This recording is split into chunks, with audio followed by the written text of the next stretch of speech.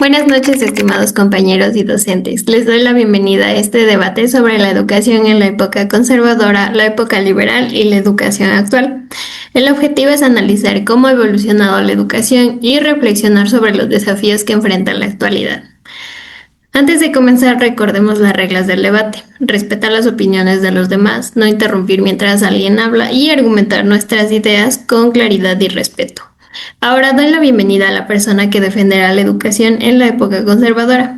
Tiene la palabra la señorita Melissa Aguilar para presentar sus argumentos. Buenas noches con todos. A mí me tocó defender la educación en la época conservadora. Muchos dicen que era muy limitada, pero mi punto de vista fue la mejor época y la más valiente, ya que le tocó el paso más difícil, que es empezar desde cero. Aún así, esta época fue la primera que se atrevió a decir al Estado que tenía que enseñar a las personas y a enseñar los valores. Obviamente fue un sistema muy imperfecto y las cosas requerían mucho esfuerzo. Aparte se apoyaron en la iglesia para guiar la moral. Pero gracias a esta disciplina lograron estabilizar un país que no tenía ni por dónde empezar. Gracias. Gracias por su participación.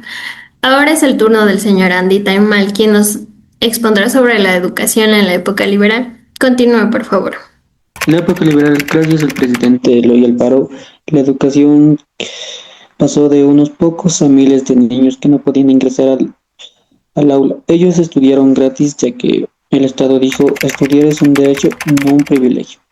También que en la época liberal favoreció a las mujeres porque amplió su acceso a la educación y les permitió participar más activamente en la sociedad.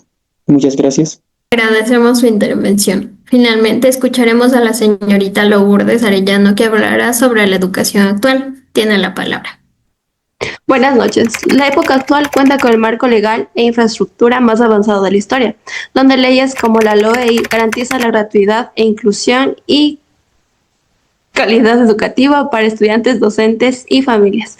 En definitiva, hoy se cuenta con la estructura y leyes necesarias para exigir un sistema educativo inclusivo, técnico y de calidad que en el pasado efectivamente no existía. Muchas gracias a las tres personas por sus exposiciones. Ahora iniciaremos la ronda de preguntas. Cada época podrá responder de forma respetuosa y fundamentada.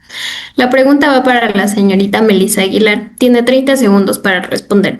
¿Cree usted que una educación que no promueve la libertad de pensamiento prepara mejor a los estudiantes?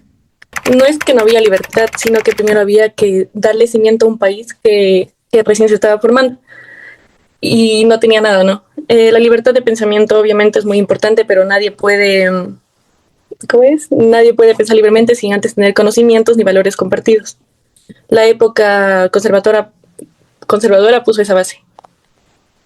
Gracias. Gracias. Continúo con la pregunta para el señor Andy Taimal. Tiene 30 segundos para exponer sus argumentos.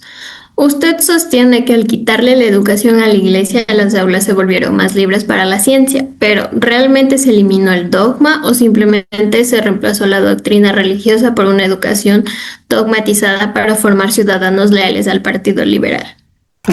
No se reemplazó un dogma por otro. El objetivo de la educación liberal fue separar la enseñanza del control exclusivo de la Iglesia y dar mayor importancia al conocimiento científico, al pensamiento crítico y al acceso para toda la población. Muchas gracias. Gracias.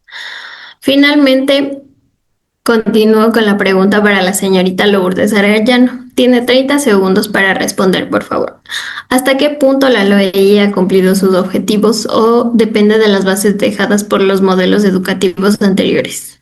La LOEI sí cumple lo que promete, porque no solo institucionalizó la educación como un derecho gratuito e inclusivo o revalorizó la carrera docente, sino que transformó las bases precarias del pasado en un marco legal sólido que hoy sirve de escudo para defender la calidad educativa frente a cualquier crisis.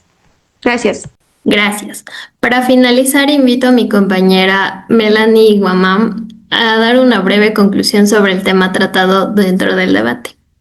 Conclusión, podemos decir que las tres épocas fueron importantes porque cada uno aportó de manera significativa a la educación que conocemos actualmente en el Ecuador.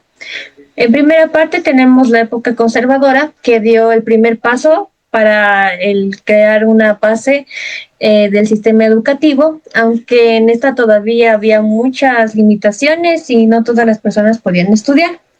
Luego tenemos la época liberal con el representante Eloy Alfaro, también conocido como el Libertador, porque hizo cambios muy importantes como la educación gratuita, laica y con más oportunidades para las mujeres, y también como para personas que eran excluidas. Finalmente, tenemos a la época actual, que ha ido mejorando gracias a las leyes que protegen el derecho al estudio, a una convivencia sana, también como a tener unas escuelas mejor equipadas y el uso de la tecnología. Y es así como todas estas fueron de suma importancia para conocer lo que tenemos en la actualidad en la educación. Gracias.